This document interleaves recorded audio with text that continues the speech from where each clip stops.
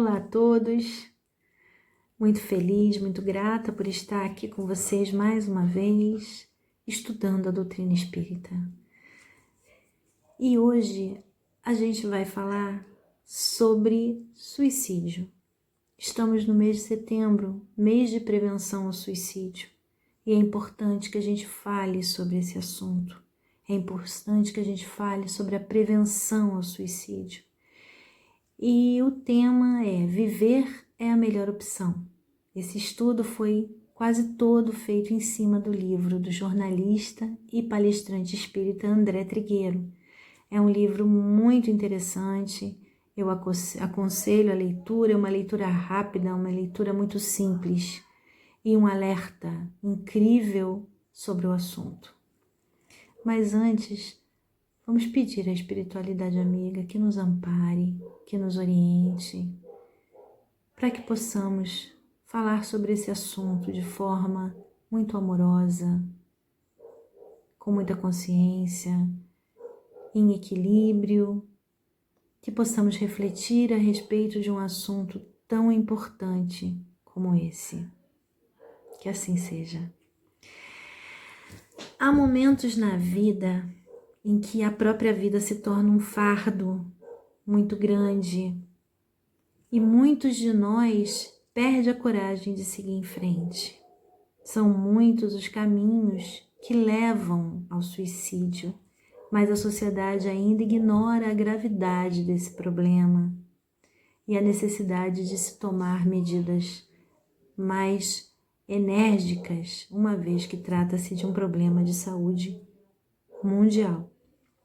Cientificamente, a gente sabe que 90% dos suicídios estão ligados a doenças mentais, como a depressão, os transtornos de personalidade, a esquizofrenia, e são doenças completamente diagnosticáveis e tratáveis. Então, basta pensar que se de cada 10 casos, 9 são preveníveis, que se houvesse a orientação necessária a esses familiares, muitas vidas seriam salvas, situações trágicas seriam evitadas, porque um suicídio afeta toda uma família e não só uma pessoa. Então, aprender a lidar com o problema, uma família aprender a lidar com o problema completamente, o que aparentemente parece sem solução, o quanto é importante falar sobre isso. O André Trigueiro, nesse livro, Viver é a Melhor Opção, eu recortei um trecho porque eu achei de uma sensibilidade tão grande que me tocou muito fundo, me fez refletir. Ele fala assim: estamos todos na mesma espaçonave. Se a viagem parece longa e desagradável para alguns, e há como reduzir ou eliminar esse desconforto, por que não fazê-lo? Quem está sentado ao lado não é apenas passageiro, é parte de algo maior que te inclui. Ou seja, a dor do outro é minha dor também, deve ser minha dor. Se o outro está em dificuldade, por que eu não posso ajudá-lo a carregar esse fardo? Por que eu não posso ajudá-lo a diminuir esse peso? Eu preciso ter olhos para o outro. Eu preciso me colocar no lugar do outro. Isso é empatia. É amar ao próximo como a ti mesmo. A dor do outro tem que ser a minha dor também. A OMS estima aproximadamente 2.200 casos de suicídio por dia que acontecem no mundo. Isso equivale a um caso a cada 40 segundos. Olha a gravidade. E as taxas mais altas costumam ocorrer entre os idosos com maiores de 70 anos. Por quê? Por causa da falta de expectativa de vida, por causa da falta de políticas públicas que valorizem o idoso, por causa das limitações todas que o idoso tem, se sentir um fardo na vida dos filhos, dos parentes. Enfim, tudo isso faz com que o idoso perca a vontade de viver.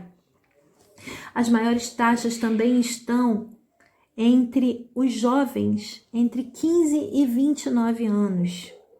E os homens estão à frente das mulheres no ranking dos suicídios. Então, como a gente vê, os dados são alarmantes. A gravidade desse assunto é muito grande. E não é de conhecimento público. Por que isso? E não aparece na lista de prioridades da maioria dos governos mundiais. Por quê? Porque falar sobre suicídio ainda é um tabu. Ou seja, aquilo que não se quer falar, um assunto sobre o qual preferimos não falar. E sem informação, a sociedade não reconhece o problema. E se não há um problema, não há por que buscar uma solução. Isso tudo começou quando ao longo do tempo se criou a ideia de que falar sobre suicídio aumentaria o número de casos. Isso vem lá desde o século XVIII, mais especificamente em 1774, quando o escritor alemão Goethe lançou um livro chamado As Amarguras do Jovem Werther. E esse livro conta a história desse jovem que era apaixonado por uma jovem e que esse amor não pôde se concretizar por motivos alheios à vontade de ambos. Então ele, desiludido de amor, dá cabo da própria vida. Estávamos em pleno romantismo, a era do romantismo, nas artes e na literatura. Então, era bonito morrer de amor naquela época. Várias outras obras falam sobre o mesmo tema. Então, acreditou-se, sem nenhuma comprovação científica, que o número de suicídio aumentou entre jovens a partir da leitura desse livro, a partir do lançamento desse livro. Ainda nos dias de hoje, a mídia brasileira e mundial acredita que falar sobre suicídio aumenta o número de ocorrências. Pasmem. Como nós já falamos, os principais fatores de risco são as doenças mentais, especialmente a depressão, mas a perdas recentes de um ente querido ou até uma perda financeira também é um fator de risco. Doenças incapacitantes também é um fator de risco. Uso de álcool, de drogas ilícitas também. Idade avançada, como nós já falamos, mas aqui cabe um alerta especial para os jovens entre 15 e 29 anos. O número de suicídio, o aumento da taxa entre os jovens. Nós sabemos que é uma marca da transição planetária, nós espíritas sabemos que é uma marca da transição planetária, tanto a doença mental quanto o suicídio. Isso está lá na Gênese, de Allan Kardec. Fala especificamente sobre isso, que pessoas caminhariam pelas ruas como se já estivessem desprendidas do corpo, como se já não mais estivessem ali, materialmente. E que aumentaria o número de suicídios, inclusive entre jovens e crianças. Isso é uma marca da transição planetária. O suicídio é a doença mental.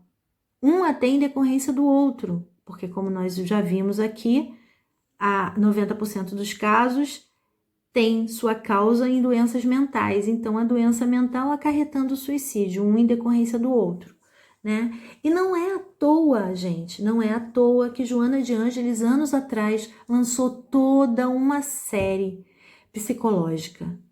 Então aí a espiritualidade não dorme.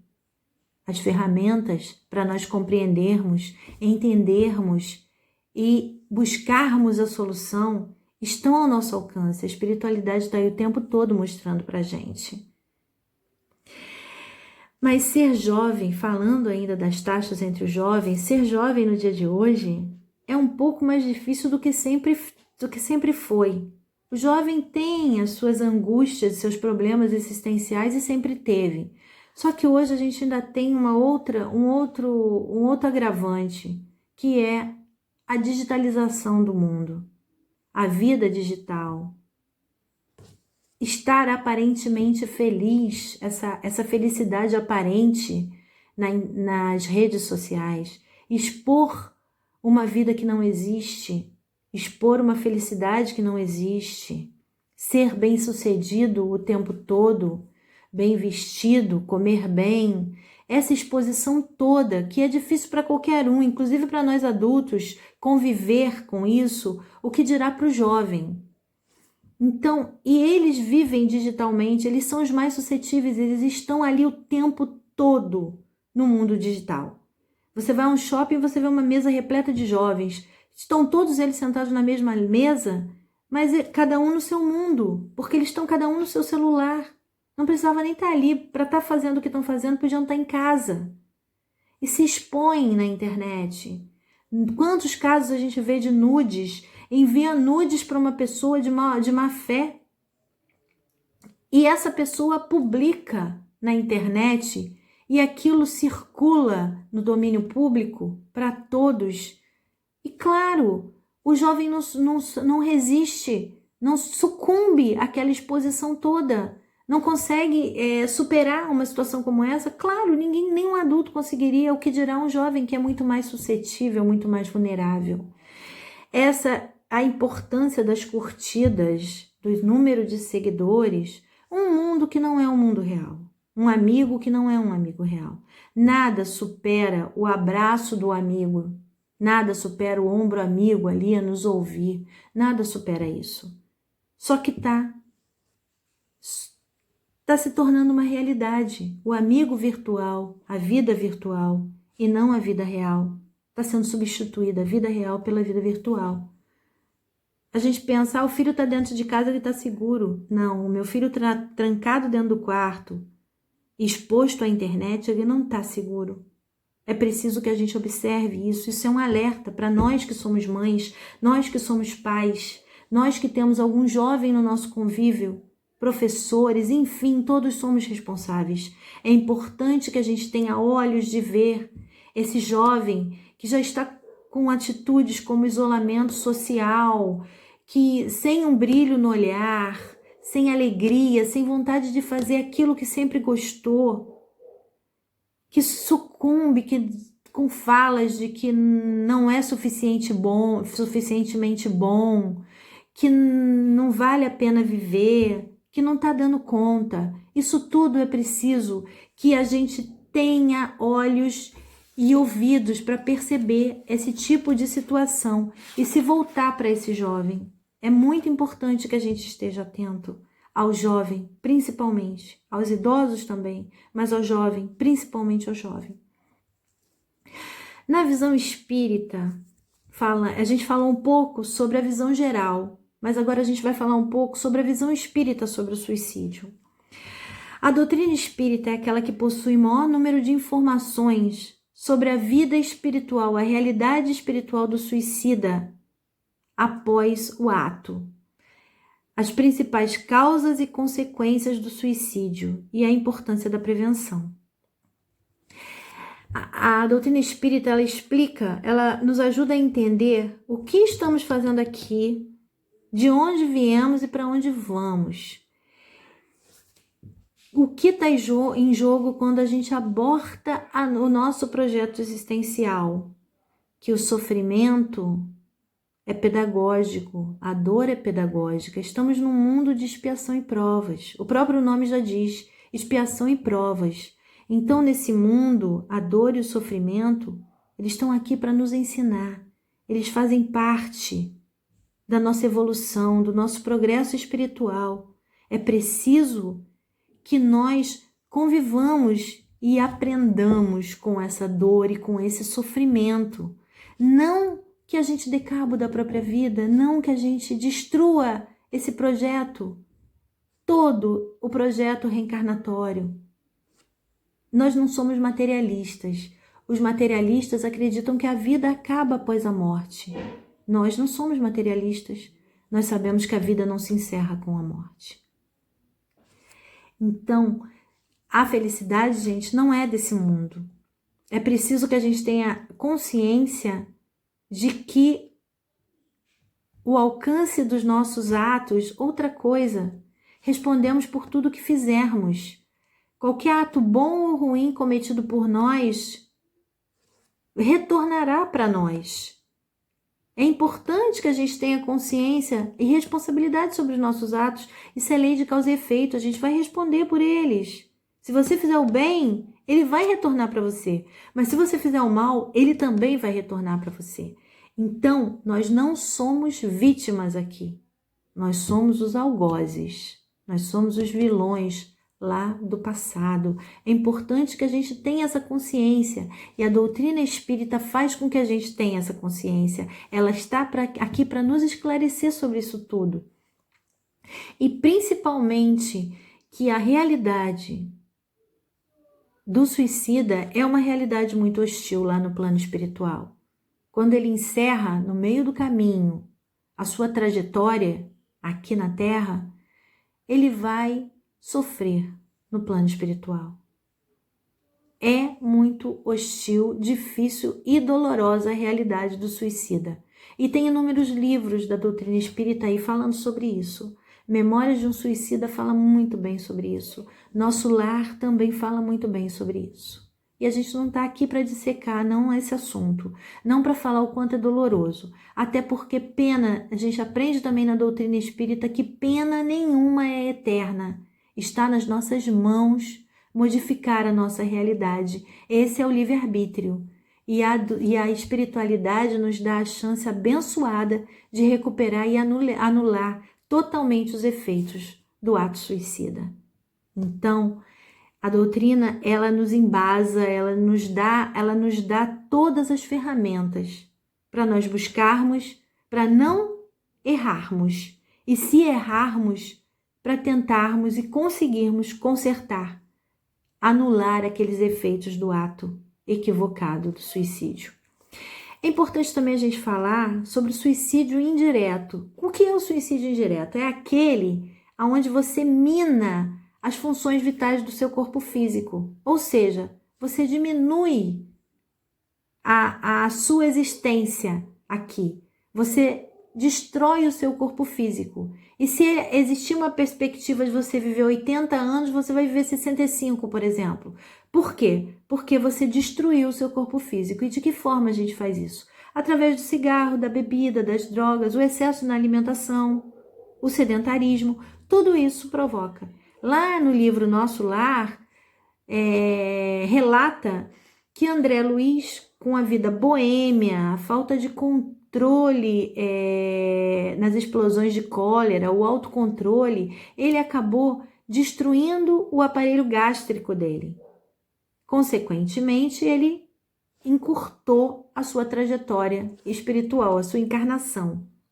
E quando ele chega no umbral, ele é chamado de suicida. E ele não entende por quê, mas de fato ele foi um suicida indireto. Além disso, o suicida indireto, ele atrasa o projeto evolutivo e impede o espírito de retornar à pátria espiritual como um completista. O que é um completista? É aquele espírito que aproveita todas as oportunidades daquele corpo físico. Todas as oportunidades construtivas que aquele corpo físico te oferecia. Por quê? Porque ele destrói o corpo físico. Então ele chega no plano espiritual não como um completista, ele fica devendo tempo. Outra coisa importante, a nossa psicosfera. A psicosfera, na prevenção contra o suicídio, contra as doenças, a nossa psicosfera é esse campo eletromagnético que nós, encarnados e desencarnados, temos. É o que a gente também chama de aura. Esse campo eletromagnético, ele reflete as nossas emoções, os nossos sentimentos, os nossos pensamentos e também o nosso padrão psíquico. Quando o nosso campo eletromagnético está enfraquecido, nós abrimos brechas à ação dos espíritos obsessores. E isso pode influenciar diretamente na nossa saúde, causando doenças. Então, por isso a gente deve cuidar da qualidade do nosso pensamento. Nós espíritas falamos sempre sobre isso. Nós sabemos que pensamento tem cheiro, pensamento tem peso, pensamento tem... O pensamento é muito importante. Ele tem peso, muito peso. Então, a gente deve cuidar dele para que a gente, cultivando boas emoções, cultivando a prece, de que maneira a gente evita esse tipo de sintonia, né, de desequilíbrio vibratório? Cultivando a prece, cultivando as boas leituras, a meditação, a prática do Evangelho no lar é fundamental. A prática do Evangelho no lar, porque ela faz uma faxina vibratória no nosso lar. Outra coisa, a depressão, na visão espírita, ela é vista da seguinte forma: ela pode ter origem numa predisposição daquele reencarnado a partir de situações vividas no passado espiritual. Essa patologia, essa doença, ela é uma valorosa oportunidade de aprendizado para esse espírito, uma oportunidade de superação, uma oportunidade de resgate. Vencer a depressão pode significar o término de um processo espiritual que vem de longa data e exige desse espírito a prática da obstinação, da resignação e do amor. Outra coisa que é importante a gente falar, em se falando de suicídio, é sobre o desligamento do corpo físico e o quanto é difícil esse desligamento para nós. Quanto mais nós nos identificamos com o corpo material, mais difícil é para a gente se desligar no momento do desencarne. É preciso que o fluido vital se esgote completamente do corpo físico para que a gente se desligue totalmente. E quando há o suicídio, isso não acontece. Esse laço, ele não se rompe de forma natural. Existe muito fluido vital ali ainda. E o suicida, ele se vê vivo lá no plano espiritual. E ele tem uma dificuldade enorme de se afastar do corpo físico. Consequentemente, ele vai ver tudo o que vai acontecer com esse corpo físico. Chico Xavier dizia para aqueles que queriam ser cremados que respeitassem o prazo de 72 horas, porque senão haveria sofrimento para esse espírito. E isso mostra, a gente está falando sobre o fluido vital e sobre o desligamento completo quando se extingue por completo o fluido vital. Então daí o motivo de se esperar 72 horas para cremar, porque senão esse espírito vai sentir as dores todas desse processo de cremação. E o que acontece com o suicida é similar, porque ele tem todas as impressões daquilo ali, ele tem as mesmas impressões que tem a pessoa que amputa um membro e ainda sente dor naquele membro. É mais ou menos a mesma impressão que o suicida tem. E quando ele se liberta finalmente do corpo físico, ele vai precisar de muita ajuda espiritual. Ele vai ser encaminhado ao plano espiritual, às unidades de socorro do plano espiritual, e vai precisar de cuidados especiais e longos tratamentos que podem se arrastar por anos afora. Outra coisa que acontece com o suicida é o abalo do perispírito. A violência praticada contra o próprio corpo gera estragos enormes na matriz espiritual, que é o nosso perispírito, e que vai levar tempo, em alguns casos séculos, para ser completamente sanado. Por isso é inevitável que lesões perispirituais causadas pelo suicida causem limitações no corpo físico em uma ou mais reencarnações daquele espírito. E isso acontece para proteger aquele espírito. Eu lembro que o Souza, um palestrante querido da nossa casa Ramatiz, em Itaguaí, que já está no outro plano espiritual, ele contava uma história de um indivíduo que reencarnou sem os braços e sem as pernas e tinha uma vida muito difícil, muito dolorosa. E as pessoas não compreendiam. Mas a espiritualidade esclareceu em um determinado momento que aquele espírito era, na verdade, um suicida contumaz. Ou seja, ele havia praticado suicídio inúmeras vezes, ele era reincidente. Então, ele veio nessas condições justamente para protegê-lo de praticar o ato suicida mais uma vez. A espiritualidade não nos abandona. É a bênção divina.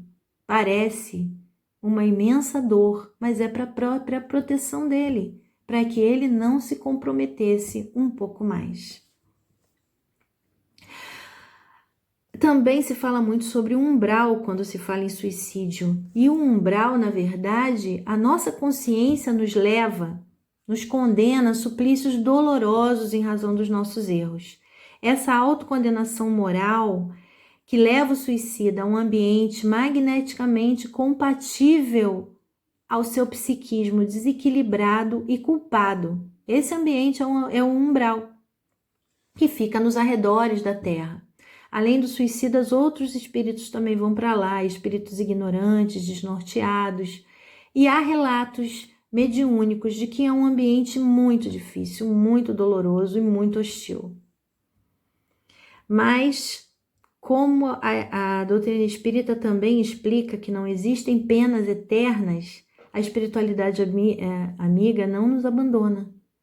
E há grupos de socorristas que vão ao umbral resgatar aqueles que já estão prontos para serem levados às unidades de tratamento espiritual, como aconteceu com André Luiz em nosso lar, no momento em que ele tomou consciência do que ele havia feito, dos equívocos que havia cometido, ajoelha e pede a Deus ajuda.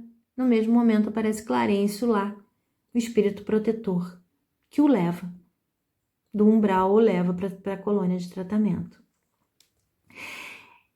E falando do espiritismo e a prevenção na Terra contra o suicídio, o